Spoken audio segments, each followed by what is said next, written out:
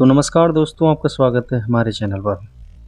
आज हम जानेंगे किस प्रकार से नल का रूप बदल गया था और रानी दमयंती एक बार फिर से अपने पिताजी के घर आ गई थी। तो भृतसभ जी ने कहा, युधिष्ठिर, जिस समय राजा नल दमयंती को सोती छोड़कर आगे बढ़े, उस समय वन में दावाग्नि लग रही थी। नल कुछ ठटक गए, उनके कानों में आवाज आई, राजा नल, शीघ्र दौड़ो, मुझे बचाओ। नल ने कहा, डरो मत। वे दौड़कर दावानल में घुस गए और देखा कि नागराज कारकोटक कुंडली बांधकर पड़ा हुआ है। उसने हाथ जोड़कर नल से कहा, राजन, मैं करकोटक नामक सर्प हूँ। मैं तेजस्वी ऋषि नारद को धोखा दिया था। उन्होंने साफ दे दिया कि जब तक राजा नल तुम्हें ना उठाएं तब तक यहीं पड़ा रहे। उनके उठाने पर तू सांप से छूट जाएगा। उनके सांप के कारण मैं यहाँ से एक पग भी हट बढ़ नहीं सकता। तुम सांप से मेरी रक्षा करो। मैं तुम्हें हित की बात बताऊंगा और तुम्हारा मित्र बन जाऊंगा। मेरे भार से डरो मत, मैं हल्का भी हो जाता हूँ। वह अंगूठे के बराबर हो गया। नल उसे उठाकर दावानल से बाहर ले आए। करकोटक ने कहा, राजन, तुम अभी मुझे पृथ्वी पर न डालो। कुछ पगों तक गिनती करते हुए चलो। राजा नल ज्यों ही पृथ्वी पर 10वां कदम डाला और कहा, 10, त्यों ही करकोटक नाग ने उन्हें डस लिया। उसका नियम था कि जब कोई 10 अर्थात डसो कहता है तभी वह डसता है, अन्यथा नहीं। करकोटक डसते ही नल का पहला रूप बदल गया और करकोटक अपने रूप में हो गया। आश्चर्यचकित नल ने उससे कहा, राजन, तुम्हें कोई पहचान ना सके इसलिए मैंने तुम्हारा रूप बदल दिया है। कलयुग ने तुम्हें बहुत दुख दिए हैं। अभी मेरे विष से वह तुम्हारे शरीर में बहुत दुखी रहेगा। तुमने मेरी रक्षा की है। अब तुम्हें हिंसक पशु पक्षी शत्रु और ब्रह्मवेत्ताओं के साप आदि से कोई भी भय नहीं रहेगा। अब तुम पर किसी भी विष का प्रभाव नहीं होगा और युद्ध में सर्वदा तुम्हारी जीत होगी। अब तुम अपना नाम बाहुक रख लो और धूत कुशल राजा ऋतुपर्ण की नगरी अयोध्या में जाओ। तुम उन्हें घोड़ों की विद्या बतलाना और वे तुम्हें जुए का रहस्य बतला देंगे और तुम्हारे मित्र भी बन जाएंगे। जुए का रहस्य जान लेने पर तुम्हारी पत्नी, पुत्री, पुत्र, राज्य सब कुछ मिल जाएगा। जब तुम अपने पहले रूप को धारण करना चाहो तब मेरा स्मरण करना और मेरे दिए हुए वस्त्र धारण कर लेना। यह कहकर करकोटक 2 दिव्य वस्त्र दिए और वहीं अंतर ध्यान हो गया। राजा नल वहां से चलकर 10वें दिन राजा ऋतुपर्ण की राजधानी अयोध्या में पहुंच गए। उन्होंने वहां राज दरबार में निवेदन किया कि मेरा नाम बाहुक है। मैं घोड़ों को हाँकने तथा उन्हें तरह तरह की चालें सिखाने का काम करता हूँ। घोड़ों की विद्या में मेरा जैसा निपुण इस समय पृथ्वी पर और कोई नहीं है। अर्थ संबंधी और अन्याय गंभीर समस्याओं पर मैं अच्छी सम्मति देता हूँ और रसोई बनाने में भी बहुत चतुर हूँ। एवं हस्त कुशल के सभी काम तथा दूसरे भी कठिन कर्मों में मैं करने की चेष्टा करूँगा। आप मेरी आजीविका निश्चित करके मुझे रख लीजिए। हेतुपर्ण ने कहा, बाहुक, तुम भले आए, तुम्हारे जिम्मे ये सभी काम रहेंगे, परंतु मैं शीघ्रगामी सवारी को विशेष पसंद करता हूँ। इसलिए तुम ऐसा उद्योग करो कि मेरे घोड़ों की चाल तेज हो जाए। मैं तुम्हें अश्वशाला का अध्यक्ष बनाता हूँ। तुम्हें हर महीने सोने की 10,000 मोहलें मिला करेंगी। इसके अतिरिक्त वार्ष्णेय, जो नल का पुराना सारथी है, और जीवल हमेशा तुम्हारे पास उपस्थित रहेंगे। तुम आनंद से मेरे दरबार में रहो। राजा ऋतुपर्ण के सत्कार पाकर राजा नल बाहुक के रूप में वार्ष्णेय और जीवल के साथ अयोध्या में रहने लगे। राजा नल प्रतिदिन रात को दमयंती का स्मरण करके कहा करते कि तपस्वी दमयंती कहाँ होगी, भूख प्यास के मारे कहाँ थकी हारी क्या कर रही होगी, कहाँ सोती होगी भला, वह अपने जीवन निर्वाह के लिए किसके पास जाती होगी। इसी प्रकार वे अनेकों बातें सोचते और इस प्रकार ऋतुपर्ण के पास रहते कि उन्हें कोई पहचान ना सके। जब विदर्भ नरेश भीम को यह समाचार मिला कि मेरे दामाद नल राज्यच्युत हो गए होकर मेरी पुत्री के साथ वन में चले गए हैं, तब उन्होंने ब्राह्मणों को बुलाया और उन्हें बहुत सा धन देकर कहा कि उन्होंने ब्राह्म कि आप लोग पृथ्वी पर सर्वत्र जाकर नल दमयंती का पता लगाइए और उन्हें ढूंढ लाइए। जो ब्राह्मण ये काम पूरा कर लेगा उसे 1 सहस्त्र गायें और जागीर दी जाएगी। यदि आप लोग उन्हें ला न सके, केवल पता ही लगा लें, तो भी 10,000 गायें दी जाएंगी। ब्राह्मण लोग बड़ी प्रसन्नता से नल दमयंती का पता लगाने निकल गए। सुदेव नामक ब्राह्मण नल दमयंती का पता लगाने के लिए चेदी नरेश की राजधानी में गया। उसने एक दिन राजमहल में दमयंती को देख लिया। उस समय राजा के महल में पुण्य हवाचन हो रहा था और दमयंती सुनंदा एक साथ बैठकर मंगल कृत्य देख रही थीं। सुदेव ब्राह्मण को ने दमयंती को देखकर सोचा कि वास्तव में यही भीमनंदिनी ही है।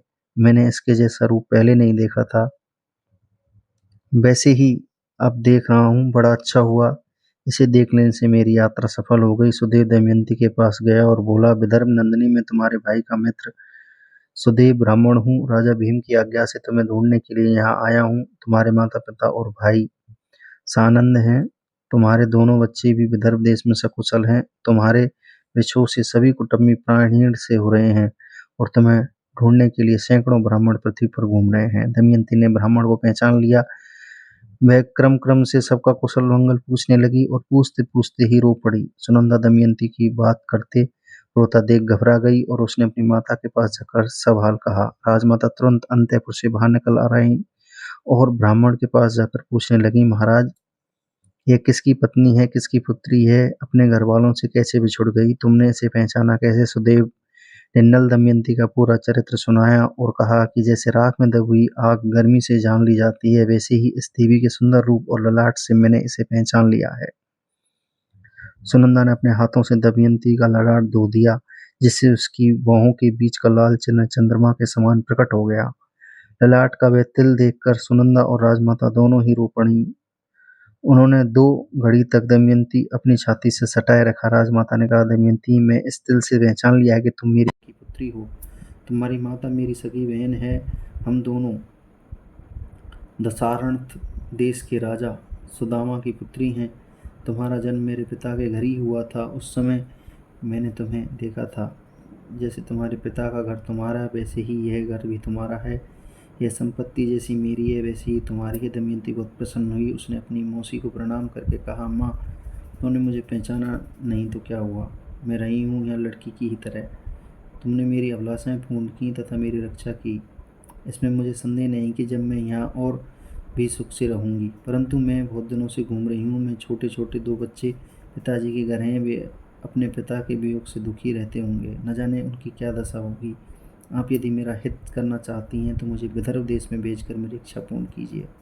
राजमाता बहुत प्रसन्न हुई। उन्होंने अपने पुत्र से कहकर पालकी मंगवाई, भोजन, वस्त्र और बहुत सी वस्तुएं देकर एक बड़ी सेना के संरक्षण में दमयंती को विदा कर दिया। विदर्भ देश में दमयंती का बड़ा सत्कार हुआ। दमयंती अपने भाई, बच्चे और माता और सखियों से मिली। उसने देवता और ब्राह्मणों की पूजा की। राजा भीम को अपनी पुत्री के मिल जाने से बड़ी प्रसन्नता हुई। उन्होंने सुदेव नामक ब्राह्मण को 1000 गायें और धन देकर संतुष्ट किया। तो दोस्तों, यहाँ से कहानी का दूसरा अध्याय शुरू होता है। भृतसभ जी कहते हैं, युधिष्ठिर अपने पिता के घर एक दिन विश्राम करके दमयंती अपनी माता से कहा कि माता जी, मैं आपसे सत्य कहती हूँ, यदि आप मुझे जीवित रखना चाहती हैं तो मेरे पति देव को ढूंढवाने का श्रम कीजिए। रानी ने बहुत दुखित होकर अपने पति राजा भीम से कहा कि स्वामी, दमयंती अपने पति के लिए बहुत व्याकुल है। उसने संकोच छोड़कर मुझसे कहा है कि उन्हें ढूंढने का श्रम कीजिए। राजा ने अपने आश्रित ब्राह्मणों को बुलवाया और नल को ढूंढने के लिए उन्हें नियुक्त कर दिया। ब्राह्मणों ने दमयंती के पास जाकर कहा कि अब हम राजा नल का पता लगाने के लिए जा रहे हैं। दमयंती ने ब्राह्मणों से कहा कि आप लोग जिस राज्य में जाएं, वहाँ मनुष्यों की भीड़ में यही बात कहें कि मेरे प्यारे छलिया, तुम मेरी साड़ी में से आधी फाड़कर तथा मुझ दासी को वन में सोती छोड़कर कहाँ चले गए। तुम्हारी वे दासी अब भी उसी अवस्था में आधी साड़ी पहन तुम्हारी आने की बाट देख रही है और तुम्हारे वियोग के दुख से दुखी हो रही है। उनके सामने मेरी दशा का वर्णन कीजिएगा। और ऐसी बात कहिएगा जिससे कि वे प्रसन्न हों और मुझ पर कृपा करें। मेरी बात कहने पर यदि आप लोगों को कोई उत्तर दे तो वह कौन है, कहाँ रहता है, इन बातों का पता लगा लीजिए और उसका उत्तर याद रखकर मुझे सुनाइएगा। इस बात का भी ध्यान रखिएगा कि आप लोग यह बात मेरी आज्ञा से कह रहे हैं, यह उसे मालूम न हो पाए। ब्राह्मणगण दमयंती के निर्देशानुसार राजा नल को ढूंढने के लिए निकल पड़े। बहुत दिनों तक ढूंढने खोजने के बाद परनाद नामक ब्राह्मण ने महल में आकर दमयंती से कहा, राजकुमारी, मैं आपके निर्देशानुसार निषद नरेश नल का पता लगाता हुआ अयोध्या जा पहुंचा। वहाँ मैंने राजा ऋतुपर्ण के पास जाकर भरी सभा में तुम्हारी बात दोहराई, परंतु वहाँ किसी ने कुछ उत्तर नहीं दिया। जब मैं चलने लगा तब उसके बाहुक नामक सारथी ने मुझे एकांत में बुलाकर कुछ कहा। देवी, वह सारथी राजा ऋतुपर्ण के घोड़ों को शिक्षा देता है, स्वादिष्ट भोजन बनाता है, परंतु उसके हाथ छोटे और शरीर कुरूप है। उसने लंबी सांस लेकर रोते हुए कहा कि कुलीन स्त्रियां घोर कष्ट पाने पर भी अपने सलीके की रक्षा करती हैं और अपने सतीत्व के बल पर स्वर्ग जीत लेती हैं। कभी उनका पति त्याग भी दे तो वे क्रोध नहीं करती, अपने सदाचार की रक्षा करती हैं। त्यागने वाला पुरुष विपत्ति में पड़ने के कारण दुखी और अचेत हो रहा था, इसलिए उस पर क्रोध करना उचित नहीं। माना कि पति ने अपनी पत्नी का योग्य सत्कार नहीं किया, परंतु वह उस समय राज्य लक्ष्मी से च्युत, क्षुधातुर और दुखी और दुर्दशाग्रस्त था। ऐसी अवस्था में उस पर क्रोध करना उचित नहीं है। जब वह अपने प्राण रक्षा के लिए जीव का चाह रहा था, तब पक्षी उसके वस्त्र लेकर उड़ गए। उसके हृदय की पीड़ा असहनीय थी। राजकुमारी, बाहुक की यह बात सुनकर मैं तुम्हें सुनाने के लिए आया हूँ। तुम जैसा उचित समझो करो, चाहो तो महाराज से भी कह दो। ब्राह्मण की बात सुनकर दमयंती की आंखों में आंसू भर आए। उसने अपनी माँ से एकांत में कहा, माताजी, आप यह बात पिताजी से ना कहें। मैं सुदेव ब्राह्मण को इस काम के लिए नियुक्त करती हूँ। जैसे सुदेव ने मुझे शुभ मुहूर्त में यहाँ पहुँचाया, वैसे ही वह शुभ सपन देखकर अयोध्या जाए और मेरे पति देव को लाने की युक्ति करे। इसके बाद दमयंती प्रण आदि का सत्कार करके उसे विदा किया। सुदेव को बुलाया। दमयंती ने सुदेव से कहा कि ब्राह्मण देवता, आप शीघ्र से शीघ्र अयोध्या नगरी में जाकर राजा ऋतुपर्ण से यह बात कहिए कि भीमपुत्र दमयंती फिर से स्वयंवर में स्वेच्छानुसार पतिवरण करना चाहती है। बड़े बड़े राजा और जब स्वयंवर की बात उन्होंने सुनी कि और स्वयंवर की तारीख तिथि कल ही है, इसलिए यदि आप पहुंच सकें तो वहां जाइए। नल के जीने अथवा मरने का किसी को नहीं पता था, इसलिए वे कल सूर्योदय के समय दूसरा पति वरण करेगी। दमयंती की बात सुनकर सुदेव अयोध्या गए और उन्होंने राजा ऋतुपर्ण से सब बात I humbly accept your welcome. Sudev You are ब्राह्मण the की बात pride of सुनकर our बाहुक को kingdom. बुलाया और मधुर Welcome वाणी से home, my समझाया daughter. कि बाहुक बस फंसा सही है। मैं एक ही दिन में उधर देश में पहुंचना चाहता हूँ, परंतु यदि तुम इतना जल्दी वहाँ पहुँच जाना संभव समझो, तभी मैं वहाँ जाऊँगा। ऋतुपर्ण की बात सुनकर नल का कलेजा फटने लगा। उन्होंने अपने मन में सोचा कि दमयंती दुख से अचेत होकर ही ऐसा कहा होगा। संभव है वह ऐसा करना चाहती हो, परंतु नहीं, उसने मेरी प्राप्ति के लिए ये युक्ति की होगी।